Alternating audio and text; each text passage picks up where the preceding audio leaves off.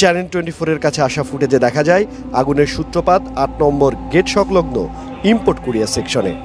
বিমানবন্দরে চুরি আর অপকর্ম ঢাকতেই এই আগুন ইচ্ছাকৃতভাবে লাগিয়ে দেওয়া হয়েছে। 8 নম্বর গেট দিয়ে ঢুকতে দেয় নাই, 8 নম্বর গেট দিয়ে ঢুকতে দেয় নাই। তারপরে এই গেটে 2 নম্বর গেট কুরিয়ার গেট তালা ভাঙতে দেয় নাই। তারপরে আপনার 3 নম্বর গেট এখন গার্ডটা থাকে তারাই দিচ্ছে না। একসাথে কয়েক জায়গায় লাগছে, কিন্তু এটাও কিভাবে পসিবল? একসাথে কয়েক জায়গায় আগুন একসাথে কিভাবে লাগে? আগুনের মাত্রা ধীরে ধীরে বৃদ্ধি পাচ্ছে, ধীরে ধীরে স্পর্শকাতর স্থানে আগুন লাগতেছে। এগুলা কি খুব স্বাভাবিক আপনাদের কাছে মনে হয়? এতদিন আগুন লাগলো না, হঠাৎ করে টানা একটার পর একটা আগুন লেগে যাচ্ছে, এটার মানে কি? এটার উদ্দেশ্য কি? দর্শক, হযরত শাহজালাল আন্তর্জাতিক বিমানবন্দরে আগুন লাগার আসল সিসিটিভি ফুটেজ পাশ হয়েছে। এবার জানা গিয়েছে কারা এই আগুন লাগিয়েছে। সেখানে আগুন লাগার পর গুরুত্বপূর্ণ কিছু নথি পুড়ে গিয়েছে। দর্শক, কি কি ষড়যন্ত্র চলছে এই বিষয়ে গুরুত্বপূর্ণ সেই প্রতিবেদনটি আপনাদেরকে দেখাবো। অবশ্যই একদম শেষ পর্যন্ত ভিডিওটি দেখবেন, একটি লাইক করে আমার সাথেই থাকবেন প্রিয় দর্শক। ভয়াবহ আগুনে পড়ল হযরত শাহজালাল আন্তর্জাতিক বিমানবন্দরের কার্গো ভিলেজ। 6 ঘন্টারও বেশি সময় ধরে চলা অগ্নিকাণ্ডে ভস্মীভূত হয়েছে কার্গো ভিলেজ। অনেকে মনে করছেন বিমানবন্দরে যুগের পর যুগ ধরে ঘটে আসা সমস্ত অপকর্মের নথি নষ্ট করতেই ইচ্ছাকৃতভাবে এই আগুন লাগিয়ে দেওয়া হয়েছে। 2023 সালে হযরত শাহজালাল আন্তর্জাতিক বিমানবন্দরে ঢাকা শুল্ক বিভাগের লকার থেকে প্রায় 61 কেজি স্বর্ণ চুরি করে বিমানবন্দর কর্মকর্তারা। অর্ধশত কোটি টাকার বেশি দামের এই স্বর্ণ চুরির সঙ্গে শুল্ক বিভাগের লোকজনই যুক্ত বলে বিভাগীয় তদন্তে উঠে আসে। কিন্তু শেখ হাসিনার আমলে দোষীদের বিচার হয়নি। পরে ইউনূস সরকার ক্ষমতায় এসে যখন নতুন করে তদন্ত শুরু করল, ঠিক তখনই আগুন ধরিয়ে দিল স্বর্ণচোররা। এখানে শেষ নয়, অনেকে মনে করছেন শুধু পূর্বের ঘটনা ঢাকতেই নয়, বরং নতুন করে চুরি হয়েছে কার্গো ভিলেজে। সব মিলে বিমানবন্দরে চুরি আর অপকর্ম ঢাকতেই এই আগুন ইচ্ছাকৃতভাবে লাগিয়ে দেওয়া হয়েছে।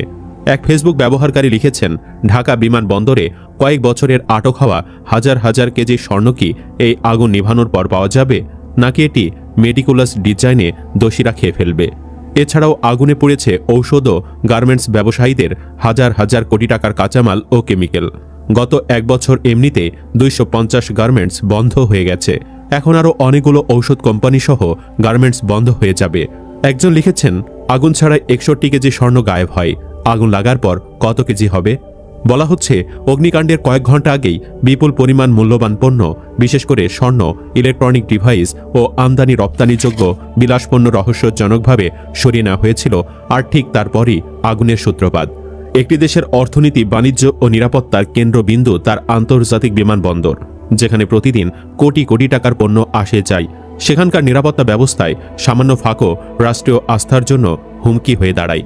কিন্তু হযরত শাহজালাল আন্তর্জাতিক বিমানবন্দরের কার্গো গোদামে ঘটে যাওয়া সাম্প্রতিক অগ্নিকাণ্ড যেন সেই আস্থার মূল ভিত্তিকে নাড়িয়ে দিয়েছে। ফায়ার সার্ভিস, সেনা, বিমান বাহিনী ও স্বেচ্ছাসেবকদের 6 ঘন্টার চেষ্টায় আগুন নিয়ন্ত্রণে আনলেও তখন পর্যন্ত কোটি কোটি টাকার ক্ষয়ক্ষতি হয়, আর হারিয়ে যায় বহু গুরুত্বপূর্ণ কাগজপত্র ও পণ্যের রেকর্ড। তবে সূত্র আরও জানায় যে ইচ্ছে করে আগুন বাড়তে দেওয়া হয়েছে। এই ঘটনা শুরু থেকে প্রশ্ন, এটি কি কেবল একটি দুর্ঘটনা, নাকি সুচিন্তিত ষড়যন্ত্রের অংশ? এয়ারপোর্টের মতো স্পর্শকাতর স্থানে আগুন দুর্ঘটনাবশত লাগতেই পারে, তবে আগুন নিয়ন্ত্রণের তৎপরতা কেন ছিল না? তথ্য অনুযায়ী আগুনের আগে পণ্য স্থানান্তরের, অর্থাৎ আসল মালিক নয় একটি বিশেষ দলে লুটপাট করে পণ্য সরিয়ে নেওয়ার ঘটনা কি প্রমাণ গায়েব করা পূর্ব পরিকল্পনার ইঙ্গিত নয়? এই ঘটনায় বিমানবন্দরের কিছু কাস্টমস কর্মকর্তা, সিভিল এভিয়েশন কর্মচারী ও স্কাই ক্যাপিটাল এয়ারলাইন্সের প্রভাবশালী মহল জড়িত রয়েছে বলে নিশ্চিতভাবে নাম পরিচয় যাচাই বাছাই করা সম্ভব হয়নি। স্পষ্ট তথ্য অনুযায়ী কার্গো ইয়ার্ডে অবৈধ পণ্য ও অনিয়মের নথি নষ্ট করার উদ্দেশ্যে আগুন লাগানো হয়। এটি প্রথম সময়ে বিমানবন্দরের ভেতরে মূল্যবান পণ্য পাচার বা গায়েব হওয়ার ঘটনা ঘটেছে, কিন্তু প্রতিবারই তা তদন্তাধীন থেকে চাপা পড়ে গেছে প্রভাবশালী মহলের হস্তক্ষেপে। বাংলাদেশের বাণিজ্য এখন মূলত আকাশপথে নির্ভরশীল। এই ধরনের ঘটনা শুধু আর্থিক ক্ষতি ডেকে আনে না, বরং বিদেশি ব্যবসায়িক আস্থা ও বীমা সংস্থার চোখে দেশের ভাবমূর্তিকে প্রশ্নবিদ্ধ করে। যদি এই ঘটনার প্রকৃত কারণ উদ্ঘাটিত না হয়, তবে আন্তর্জাতিক বাজারে বাংলাদেশের কার্গো পরিবহন ও আমদানি রপ্তানির ওপর কঠোর নজরদারি আরোপ হতে পারে। এমনকি IATA নিরাপত্তা সার্টিফিকেশন নিয়েও সংকট দেখা দিতে পারে। সরকার দ্রুত তদন্ত কমিটি গঠন করেছে, কিন্তু প্রশ্ন হলো বিগত সময়ে কতগুলো তদন্ত কমিটি গঠন হয়েছে আর কতটির ফল বাস্তবে দেখা গেছে? একটি রাষ্ট্রের জনগণ যখন তদন্তের ওপর বিশ্বাস হারায়, তখন প্রশাসনিক জবাবদিহিতা ধ্বংস হয়। এই আগুনের ঘটনায় যদি সত্যি প্রভাবশালী চক্র জড়িত থাকে তবে তা কেবল একটি অপরাধ নয়, বরং রাষ্ট্রবিরোধী ষড়যন্ত্র। শাহজালাল আন্তর্জাতিক বিমানবন্দরের গোদামে লাগা আগুন কেবল একটি দুর্ঘটনা নয়, এটি রাষ্ট্রীয় অব্যবস্থাপনা, দুর্নীতি ও নিরাপত্তাহীনতার জ্বলন্ত প্রতীক। আগুন নাটকের আড়ালে স্বর্ণ ও মূল্যবান পণ্য সরিয়ে নেওয়া শুধু অর্থনৈতিক অপরাধ নয়, বরং জাতীয় বিশ্বাসঘাতকতা। এই অগ্নিকাণ্ডের ধোঁয়ার ভেতরে লুকিয়ে আছে সেই প্রশাসনিক গলদ ও দুর্নীতির গন্ধ, যা উন্মোচিত না হলে পড়তে থাকবে শুধু কার্গো ইয়ার্ড নয়, পূর্বে রাষ্ট্রের সততা, জনগণের আস্থা আর বাংলাদেশের আন্তর্জাতিক ভাবমূর্তি। ইউনুসের সাহস থাকলে চ্যালেঞ্জ নিয়ে বলছি, আন্তর্জাতিক এভিয়েশন সংস্থার তদন্ত দলের সহায়তা নিক, তাহলেই তো সবকিছু পানির মতো পরিষ্কার হয়ে যাবে। অনেকে আবার মনে করছেন বাংলাদেশের প্রতিটা রন্ধে রন্ধে রয়ে গেছে হাসিনার বসিয়ে রাখা দোসররা।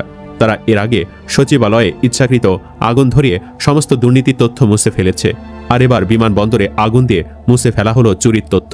এটা কখনোই দুর্ঘটনা নয়। উল্লেখ্য, 2023 সালে হাসিনা লোকজনের স্বর্ণ চুরির ঘটনা দেশব্যাপী আলোচনার জন্ম দেয়। এরপর তদন্তের মাধ্যমে বড় কর্মকর্তাদের বাঁচিয়ে ছোট পদে থাকা 3 জনকে ফাঁসিয়ে দেওয়া হয়।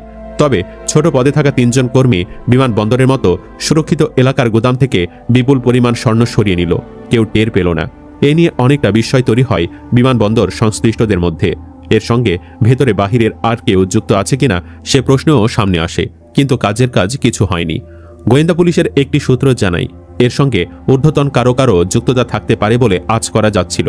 এজন্য কয়েকজন ঊর্ধ্বতন কর্মকর্তাকে জিজ্ঞাসাবাদ করা হয়। এর পরপরই এ সংক্রান্ত ফৌজদারি মামলাটি ডিবি থেকে পিআইবিতে স্থানান্তরিত হয়। এরপর তদন্তের উল্লেখযোগ্য কোনো অগ্রগতি ছিল না। এরপর 2025 এপ্রিলে শাহজালাল আন্তর্জাতিক বিমানবন্দরে কাস্টমসের গুদাম থেকে দর্শক, বাংলাদেশের ইতিহাসের এই প্রথম এরকম অগ্নিকাণ্ডের ঘটনা ঘটেছে। বিমানবন্দরে আগুন লেগেছে। কয়েক মাস আগে কিন্তু সচিবালয়ে আগুন লেগে গিয়েছিল। দর্শক, শেখ হাসিনা পালানোর পর এই 2 জায়গায় আগুন লাগার পর আলোচনার জন্ম দিয়েছে। 2 জায়গায় কি এমন নথি ছিল যে তারা আগুন লাগিয়ে পুড়িয়ে দেওয়া হয়েছে। দর্শক, একই সময় বিভিন্ন স্থানে আগুন লেগেছে। বিমানবন্দরে কয়েকটি জায়গায় আগুন লাগার ঘটনা নিয়ে নতুন তথ্য সামনে এসেছে।